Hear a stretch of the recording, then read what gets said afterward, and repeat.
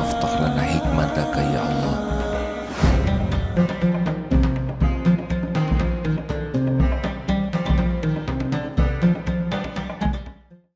Bismillah.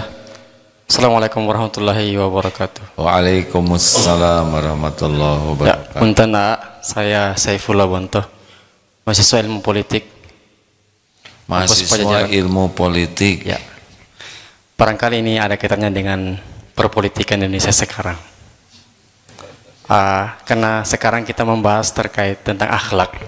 Ya. Menurut AA, akhlak seperti apa yang harus dicontohkan para calon-calon pemimpin kita demi menjaga persatuan dan kesatuan bangsa Indonesia ke depannya? Wah, Barangkali seperti itu, A. berat. Terima kasih. Baiklah. Kita harus sesuai dengan UUD 45.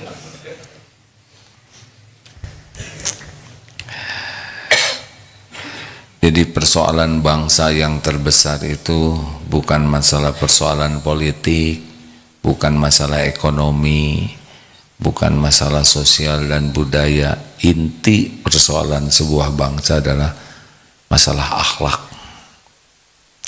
Kalau akhlaknya kurang baik, maka berpolitik juga kurang baik. Jadi begitulah. Kalau akhlak sudah tidak baik, berbisnis juga tipu menipu. Semua orang tuh sebetulnya senang dengan orang yang berakhlak baik, tapi senangnya orang lain yang baik. Contoh nih ya, santri akhwat, santri, mana suaranya? Apakah mau punya suami yang ganteng? Jawab, ini bisa diijabah hadirin. Jangan terlalu keras, biasa aja kan masih SMP ya. Serba salah, jawab salah, diam salah. Apakah mau punya suami yang ganteng kelak? Malah nggak jawab lagi, mau tidak? Udah ganteng, pinter, mau? Udah ganteng, pinter, banyak uangnya, mau? Makin keras. Udah ganteng, pinter, banyak uangnya, akhlaknya bejat. Oh, kan akhlak. Jadi ada harapan ya bagi ada harapan bagi saudara-saudara ya yang kurang gimana gitu. Saya tidak tega nyebutnya. Ikhwan, apakah mau punya istri yang cakep? Udah cakep, pintar? Udah cakep, pintar, banyak uangnya, mau? Tapi akhlaknya mulia. Waduh.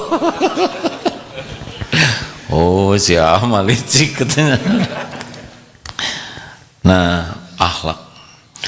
Nah, akhlak itu kalau untuk dirinya baik, solih, banyak yang suka. Tapi ada yang lebih baik dari orang yang solih, yaitu muslih. Dia baik dan dia berusaha keras agar orang lain pun ikut baik. Nah, inilah politik para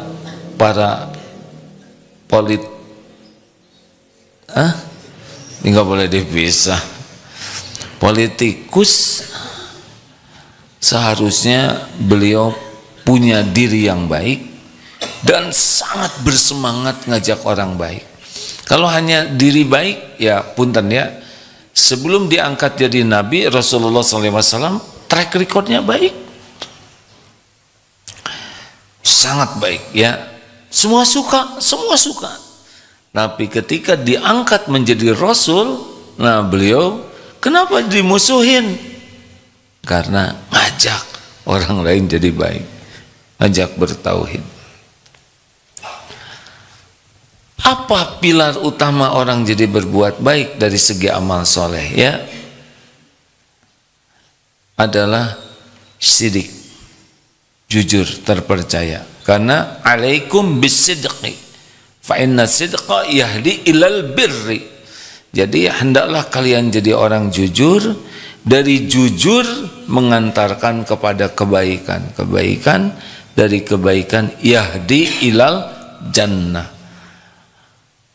Ini penting sekali. Kalau orangnya sudah tidak jujur, yahdi ilal fujur, mengantarkan kepada kejahatan, keburukan-keburukan. Jadi pemimpin di Indonesia itu harus komitmen jadi orang benar, jadi orang yang jujur, terpercaya. Dari sini baru bisa berbuat baik. Kalau orangnya sudah tidak jujur, maka kalau dia berbuat sesuatu, dia akan sibuk untuk melakukan ketidakjujurannya. Kalau punya jabatan, nanti dia waktunya digunakan untuk berbuat tidak jujur, dan sisa waktu lainnya digunakan untuk menutupi ketidakjujurannya. Jadi kapan kerjanya? Benar? Makanya sepanjang ranking bangsa ini, bangsa yang banyak korupsinya masih berat, ya, masih lama bangsa ini jadi baik. Sepanjang banyak sekali kasus ketidakjujuran, masih lama, karena tidak akan baik. Orang yang tidak jujur itu tidak bisa berbuat baik. Kalaupun berbuat baik, acting. Baiknya itu baik untuk menutupi ketidakjujurannya. Gitu. Satu aja udah berat, ya kan? Tapi gimana orang bisa akhlaknya baik? Akhlak itu, akhlak mulia itu berbanding lurus dengan tingkat keimanan. Jadi orang itu makin kuat imannya, langsung penampakannya adalah makin bagus akhlaknya. Dia tidak akan bohong, dia tidak nyakitin orang, dia tidak akan licik, karena dia tahu ada Allah yang melihat dirinya, yang menguasai segalanya. Makanya kalau cari pemimpin, usahakan pemimpin yang punya keimanan kepada Allah, kepada hari akhir. Kalau pemimpinnya nggak kuat imannya atau lemah iman, dia nggak takut ke Allah, ya. Lalu kuat iman datang dari mana? Ini pemimpin berakhlak, datang dari keimanan. Kuat iman datang dari mana? Dari paham agama yang diamalkan. Kalau enggak paham agama, tidak bisa, karena pupuk iman adalah ilmu. Makanya kalau nyari pemimpin, usahakan pemimpin yang paham agama, bukan tahu, ya. Apa ciri orang yang paham agama? Berusaha keras mengamalkannya. Kalau tahu masih jauh, tahu sabar, jadi sabar jauh, gak bisa, karena ada paham dulu. Kalau tahu asal dengar, kalau paham harus belajar dengan sungguh-sungguh. Nah, silakan cari di antara tiga pasangan itu yang pemahaman agamanya paling baik. Kalau pemahaman agamanya paling baik, insya Allah pengamalannya juga bagus. Pasti buahnya adalah seperti apa? Halakosa. Tahu halakosa? Apa? Ayin, lain, koribsa. Penampakannya itu adalah tenang dan menenangkan, teduh meneduhkan, hayin, tenang bawaannya tuh, bukan lemot, ya. Dia kenapa bisa tenang? Karena iman itu pasti menghasilkan ketenangan, dan orang tenang itu akan bisa menenangkan. Raut mukanya, tutur katanya, pemilihan nadanya juga itu, aura ketenangan itu akan keluar. Tenang itu dari mantap, ya. Orang kalau mantap itu tenang. Bukan tidak punya ketegasan, tetapi fondasinya tenang. Kenapa tenang? Ala bizikrillah tatma'innul qulub. Camkan, hanya dengan mengingat Allah hatimu akan tentram. Jadi orang beriman tuh banyak ingat Allah, selalu kembali ke Allah, yakin kepada Allah, itu hasilnya tenang. Beda auranya tuh. Ada tenang casing, yang tenang ditenangkan. Apa bedanya? Nanti kalau ada sesuatu meledak tuh. Tenang yang ditahan dengan tenang asli beda. Ya. Yang tenang asli itu dalam segala kondisi bisa menghandle dirinya. Tapi tenang-tenang yang dibuat-buat ya nanti meledak sendiri. Karena bukan asli. Yang kedua, lain, sangat sopan. Dan merata sopannya tuh. Sudah mendarah daging. Lahir dari mana? Dari kasih sayang. Jadi pemimpin yang baik tuh yang punya kasih sayang. Tidak penuh kebencian, kedendaman, sakit hati. Nah, sayang itu akan menghasilkan kesopanan. 3, qorib. Qorib ini dekat. Datangnya dari mana? Dari tawadu, humble. Tidak merasa diri lebih dari yang lain, tidak meremehkan yang lain. Orang-orang yang berakhlak baik, humble, tawadu. Cirinya apa? Akrab, hangat. Kalau ketemu tuh hangat. Kalau ketemu menyenangkan, kalau nggak ketemu ngangenin, dirindukan. Rasulullah begitu. Dan yang keempat, sahal, mudah, nggak ribet hidupnya tuh. Kenapa bisa sahal? Karena dia bisa mengendalikan nafsunya. Yang membuat ribet itu adalah nafsu. Begitu. Ada nggak di kampus pelajaran itu? Nggak ada. Ajarin aja.